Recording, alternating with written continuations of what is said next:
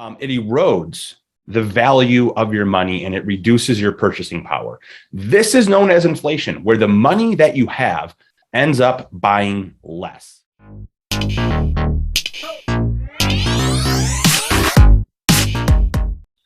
All right, let's talk about inflation today. Inflation is the hot news in the financial world, but what exactly is inflation? So, inflation is an increase in the cost of living that can affect the prices that you pay on goods and services that you buy every day with your money. And right now, it's affecting everything from groceries to gasoline to many everyday products. And it can really be problematic. It erodes the value of your money and it reduces your purchasing power.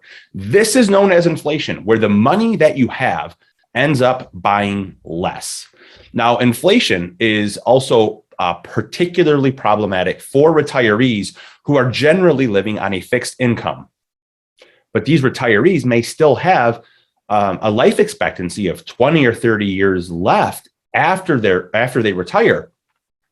So that's what I want to focus on today is how it can become so problematic for retirees and what you can do about it. Most importantly, what you can do about it with your financial and retirement planning. So I want to give you an example. I want to introduce you to my friend. We'll call her Sherry. Okay. Now, Sherry, she retired at the age of 60. Now, at that time, she was pleased with her retirement income.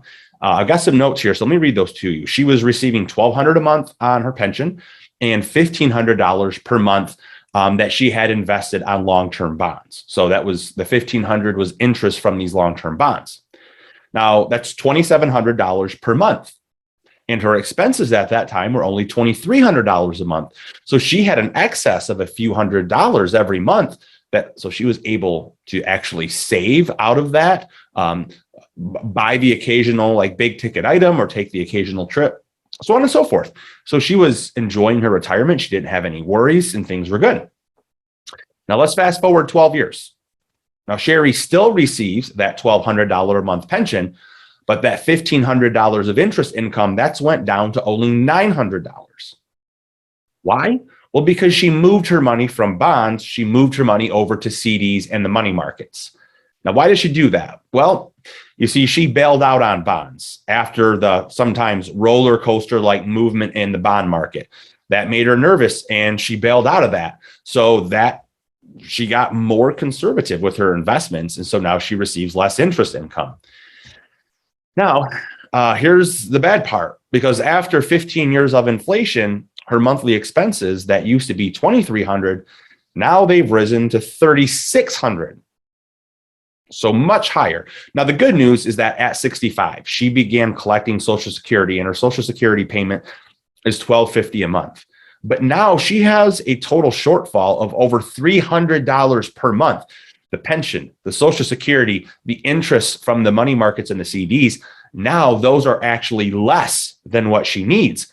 So she has a shortfall of over $300 a month. So you know what she's forced to do now? She is forced to dip into her principal. And so when I mean that, I mean like her original investment amount or her original capital. So now she's forced to dip into her principal and start spending down her principal. And the result? Sherry is terrified that she's going to end up running out of money. And with good reason, she should be. Inflation is a stealth tax. It is a silent retirement killer because what it does is it reduces the purchasing power of your money over time. And she has reason to worry. And in this situation, part of it is her own fault because she has 100% of her money positioned very, very conservatively, where the little bit of interest that she is earning, it's not even enough to keep up with the rising pace of inflation. So although her income felt comfortable when she retired at age 60, you fast forward 15 years and now she's age 75, it doesn't feel so comfortable anymore, does it? And she's only 75. She could easily live another 10 to 15 years. So the erosion of purchasing power on your spendable income over time, it can be just as bad as a major market crash.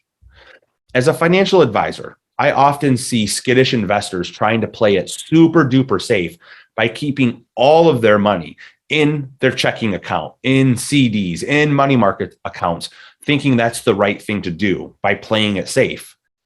The risk in this strategy is that by playing it safe, your money won't grow over the years.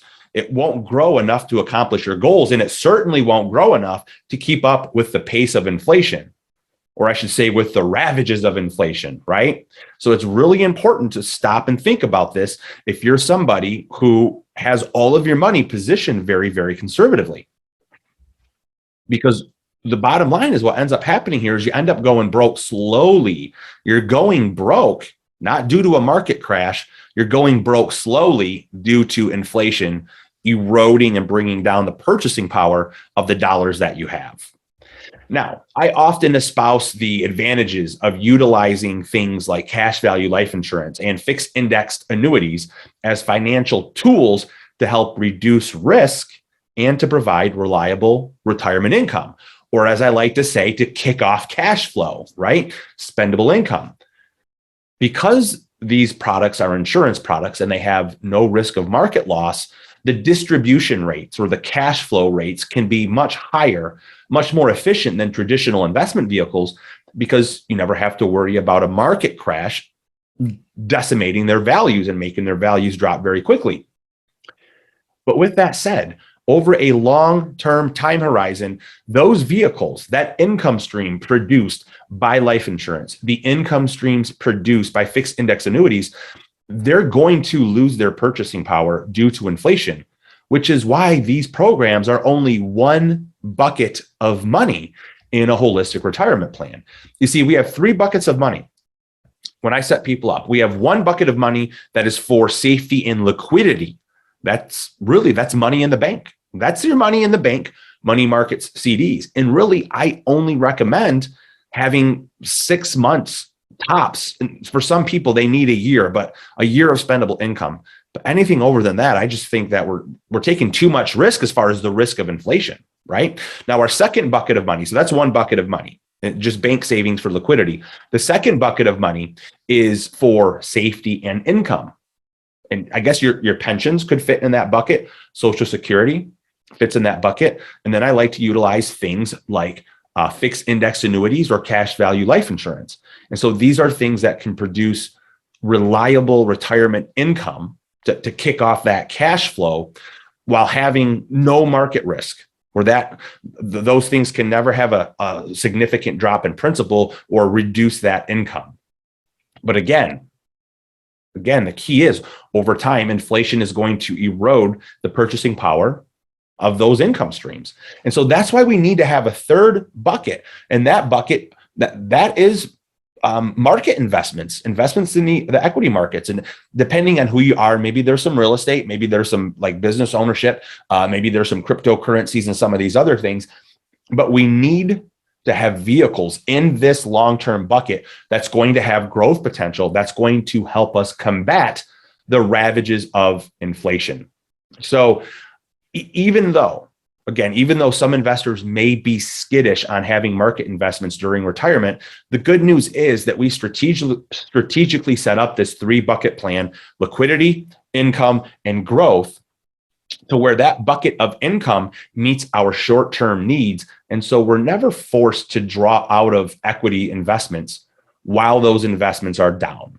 We don't set the plan up to rely on stock market investments, because in the short term, it can go up and down. They can be unreliable, it can be uncertain, but over an extended period of time, 8, 10, 12 years, almost every 10-year period in the stock market, historical data has seen a pretty good amount of growth. So what we're able to do is with the investment bucket, we're able to leave that money alone, let it grow, and then maybe it's 6 years down the road or 8 years down the road, maybe it's 10 years down the road. When we are happy with those profits, you know what we do? We sell. Now, we don't sell everything. What we do is we sell and we peel off the profits. We lock in our profits, we take our profits, and we reposition the profits from our market investments. We reposition them into the income bucket to bolster and bring up that level of income to help offset the ravages of inflation. So what we're able to do is we're able to manage inflation risk and market risk at the same time. In doing that, the entire plan is a relatively low risk and it's high efficiency as far as income goes. So those are some ways that you can intelligently plan using the help of an expert retirement planner like myself, but intelligently plan to give you the income that you need in retirement, but also to offset all of these different risks, such as longevity risk, inflation risk, market risk, all the things that go into providing for a happy and secure retirement. So, and then once we peel off those profits and bolster the income, we just do it again. Just rinse, wash, and repeat, right? Just over the next 5 or 6 or 8 years, we do it again. The market rises again. When we're happy, we peel off profits, rebolster that income stream to battle inflation. So I hope that this conversation has kind of shown you that if you tend to lean toward the very, very conservative side as an investor, I hope that this has shown you that there really is a very important role to hold, to hold stock market investments in your retirement plan and throughout the course of your entire retirement. And if you'd like more information on how to do this, or you'd like a consultation with me to set this up for you properly, and then to manage your plan throughout the years, feel free to contact me at the information that you see on the screen. All righty, take care.